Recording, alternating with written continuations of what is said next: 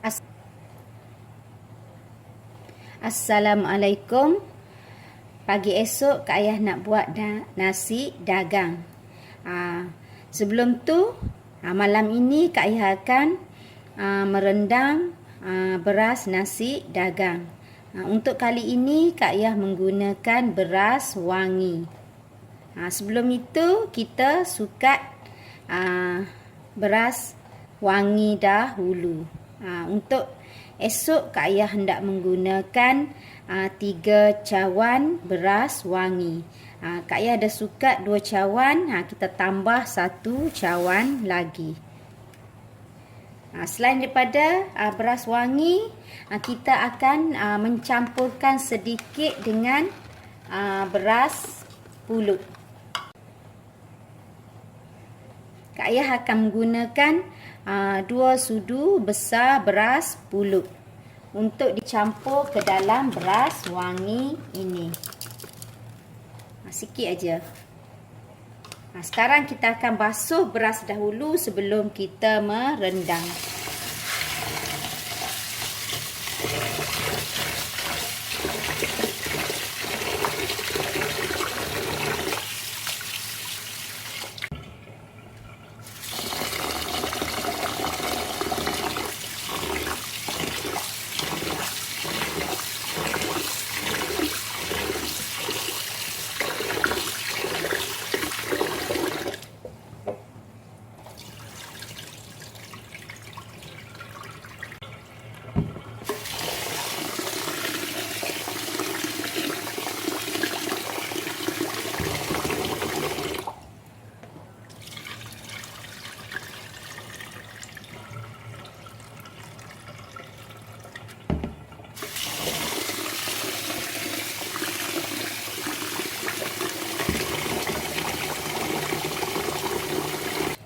Bila dah betul-betul bersih beras kita, kita akan merendam beras wangi yang bercampur sedikit beras pulut dengan air yang banyak.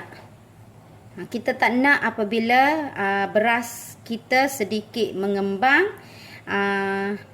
beras kita melepasi paras air. Jadi pastikan kita mengisi air dengan secukupnya. Dan kita akan tutup dan kita akan biarkan semalaman. Esok pagi-pagi kita akan kukus nasi dagang. Kita akan buang air yang kita rendam malam tadi. Untuk proses ini, kita tak perlu mengacau beras wangi kita ini. Kita tak mahu beras kita menjadi hancur. Sekarang kita akan lakukan proses mengukus untuk membuat nasi dagang. Kita akan kukus beras wangi kita.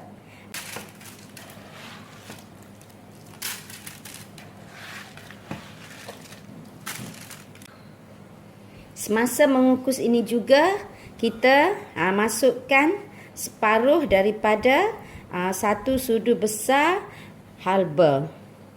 Kita kukus, kita masukkan dahulu separuh daripada sukatan ini.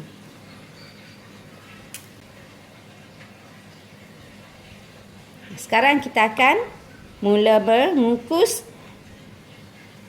untuk nasi dagang kita ini dalam masa sekitar 25 ke 30 minit.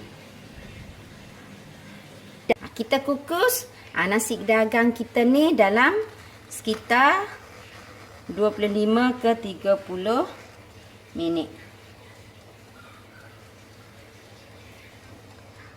Kita tunggu beras kita masak. Sekarang kita akan keluarkan dari bekas pengukus ini dan kita akan campurkan dengan santan, cair, bawang merah. kita masukkan dalam bekas yang sesuai. Sekarang kita akan masukkan bawang merah yang telah kita mayang dan juga halia. Bawang merah dalam sekitar 3 biji dan seinci halia. Kita masukkan dalam dalam nasi dagang kita ini. Kita masukkan juga garam, gula.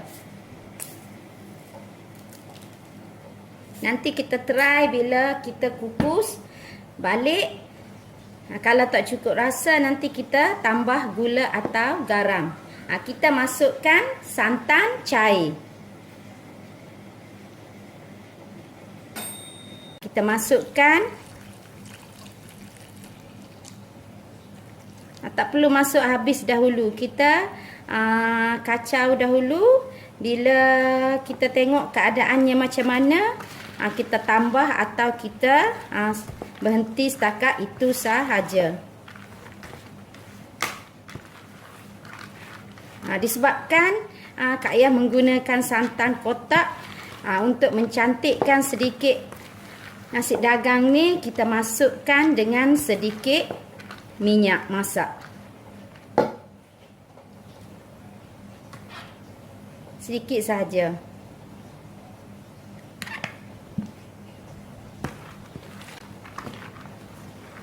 Kita kacau biar bergaul keseluruhannya. Kalau kita tengok halba yang kita masuk tadi kurang ataupun nasi kita belum berbau nasi dagang, kita boleh masukkan lebihan tadi. Kak Ayah nak masuk sikit je. Sebab anak-anak Kak Ayah tak berapa suka makan ada benda biji-biji di dalam ni. Kita akan masukkan semula ke dalam pengukus kita dan kita kukus sekali lagi dalam sekitar 20 ke 25 minit. Atau bila kita nampak nasi dagang kita dah masak.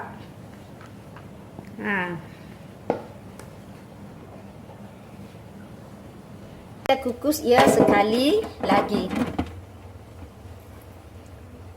Dalam masa 20 ataupun 25 minit. Kita dah angkat pengukus dan kita lihat nasi dagang kita dah betul-betul masak. Sekarang kita boleh masukkan santan yang pekat ke dalam nasi dagang kita ini. Dan kita akan sebelum tu kita akan masukkan dahulu dalam bekas yang sesuai untuk kita menggaulkan nasi dagang dengan santan. Kita akan masukkan santan pekat ke dalam nasi dagang kita. Sebanyak 1 cawan sukatan tadi.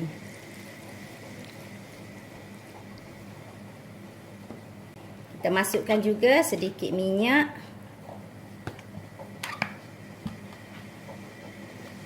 Dan juga sedikit garam. Kita gaulkan.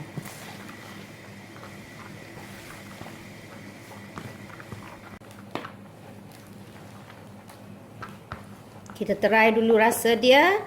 Kalau tak cukup apa-apa, kita tambah.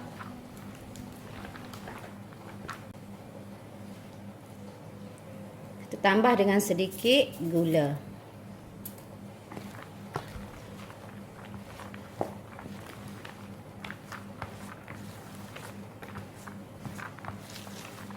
Sekarang kita akan kukus semula. Tak perlu lama. Apabila kita nampak air daripada pengukus kita dah keluar wap, kita boleh matikan api.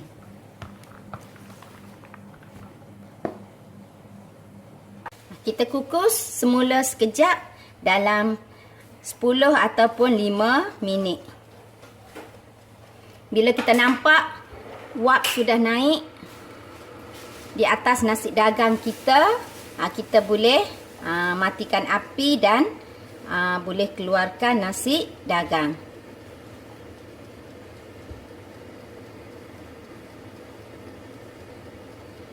Nasi dagang kita dah siap. Mudah kan buat nasi dagang? Kalau betul dengan caranya, nasi dagang kita tak akan menjadi lembek ataupun terlebih keras.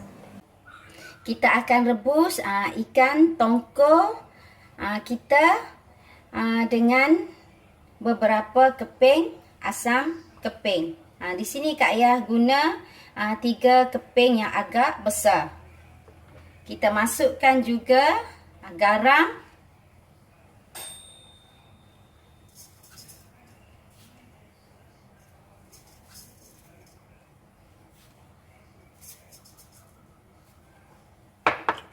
Dan juga sedikit air.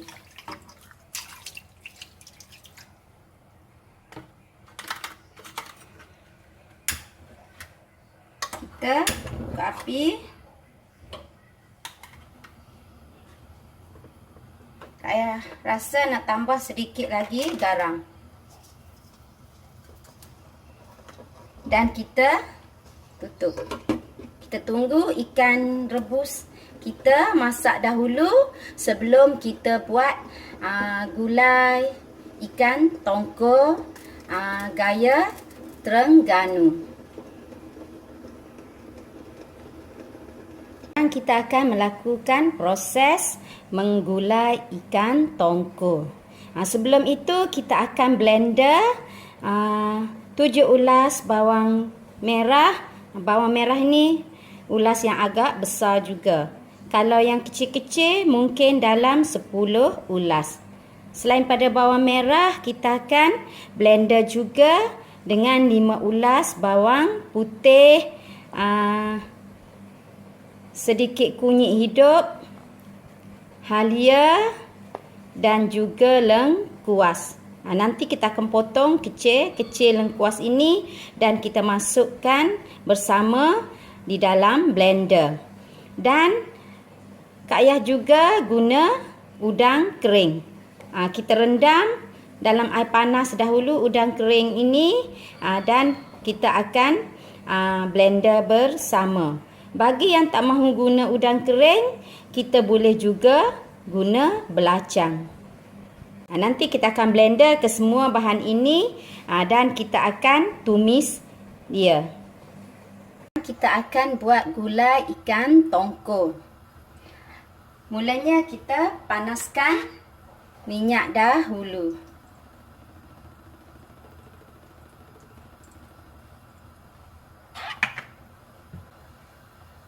Apabila minyak sudah panas, kita masukkan bahan yang kita blender tadi.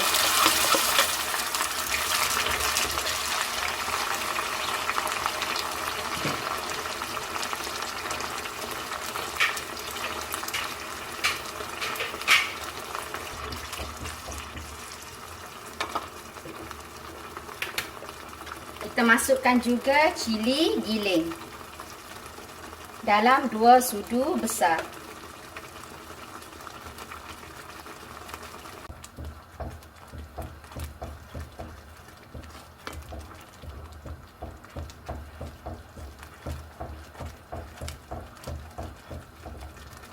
Apabila dah nampak naik minyak, kita akan masukkan rempah untuk gulai ikan tongko kita. Kak Ayah guna rempah cap bunga ros untuk nasi untuk membuat gulai ikan tongko nasi dagang.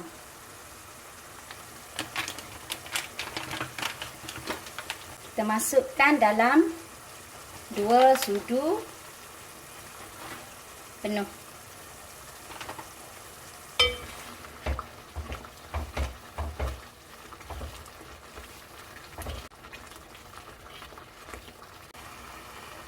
Kita masukkan sedikit air.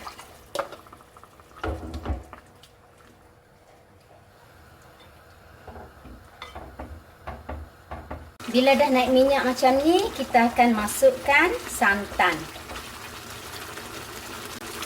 Kak Ayah masukkan setengah kilo santan.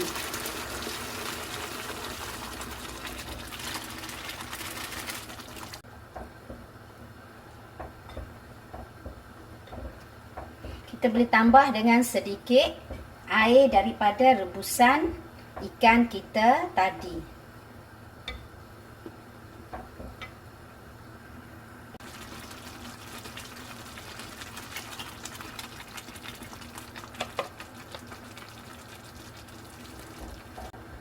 Kita boleh masukkan ikan yang kita rebus tadi.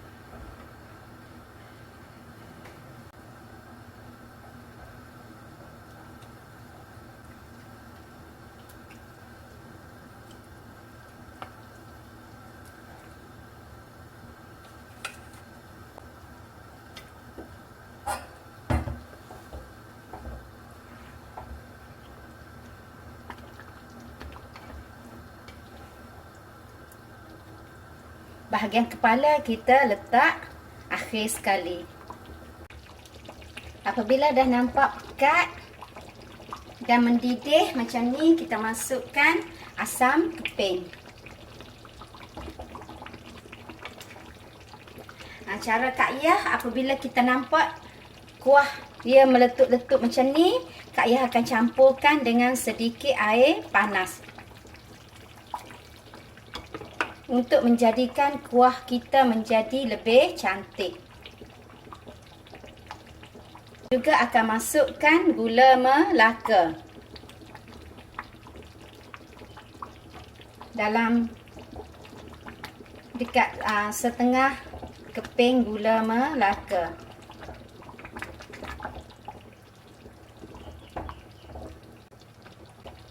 Selain itu, kita juga akan masukkan kerisik kelapa.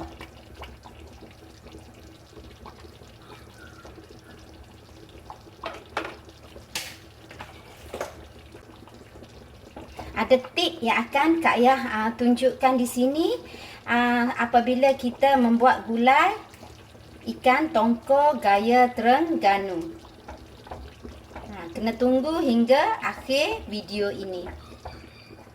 Gulai kita dah hampir masak. Kita boleh masukkan kepala ikan yang kita rebus tadi.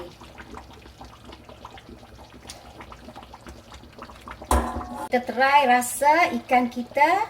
Kalau tak cukup gula atau garam, kita akan tambah.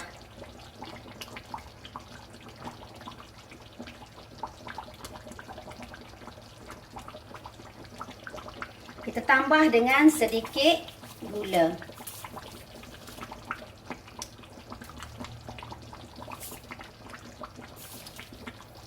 Dan tip yang Kak Ayah bagi tahu tadi, sebelum kita matikan api, kita akan masukkan bawang merah ke dalam gulai kita ini. Selain pada kita masukkan bawang merah, kita masukkan juga halia.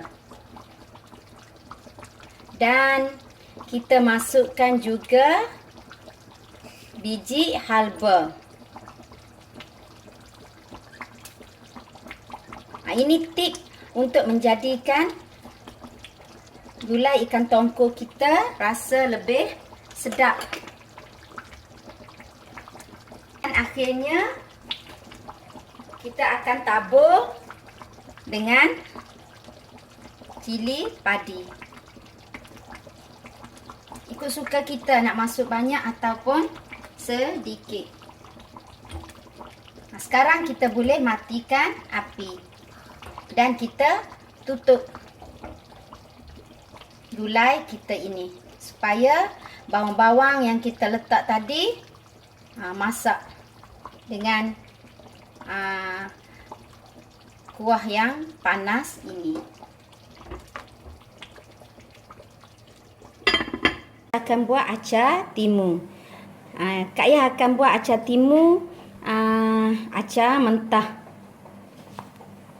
Sebelum tu kita potong kecil-kecil timun kita.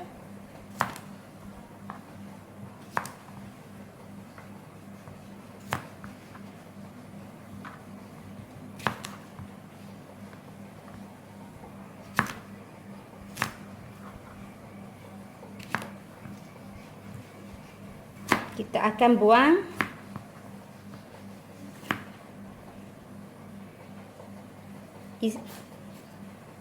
isi dalam dia.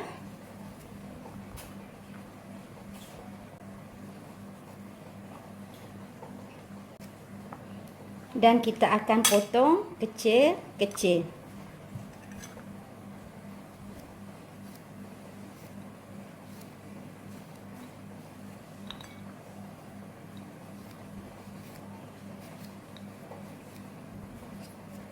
Kita akan habiskan buat dengan cara macam ni, dan kita juga akan campurkan dengan sedikit carrot untuk mencantikkan acar timun kita ini.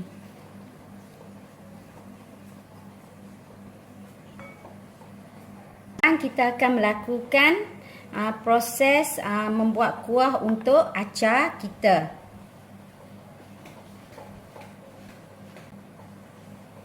Kita potong dan hiris nipis-nipis bawang besar dan kita akan ramas-ramaskan.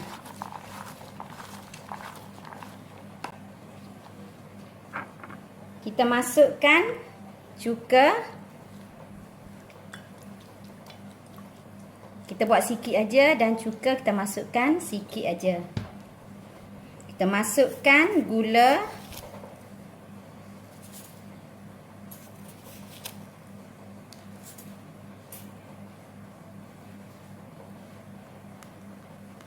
Dan kita masukkan sedikit garam, sikit aja. Kita ramas-ramaskan.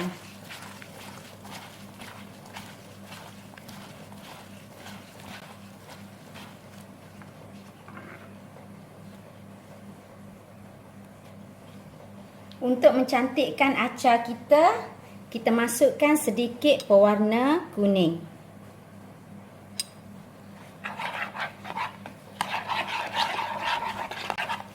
Dan kita masukkan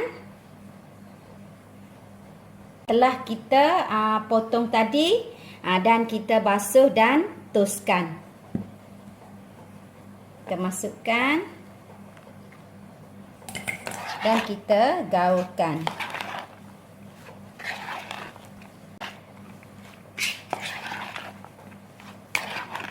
Mudah saja membuat acar mentah timun.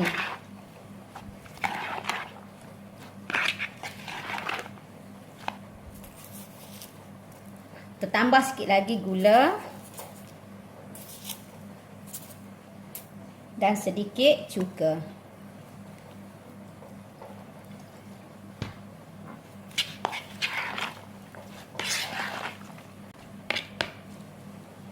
Acar timun mentah kita sudah siap. Nanti kita boleh makan bersama dengan nasi dagang kita. Gulai ikan tongkol kita dah siap. Semasa menghidang, Kak Ayah akan masukkan sebiji telur rebus ke dalam gulai ikan tongkol kita ini. Selain daripada gulai ikan tongkol, Kak Ayah buat juga kari ayam. Selain pada kari ayam, acar timun mentah. Dan menu special kita pada hari ini ialah nasi dagang. Semoga perkongsian resepi pada hari ini boleh memberi manfaat kepada semua dan dapat mencuba membuat nasi dagang dengan cara seperti yang Kak Yah lakukan ini. Selamat mencuba.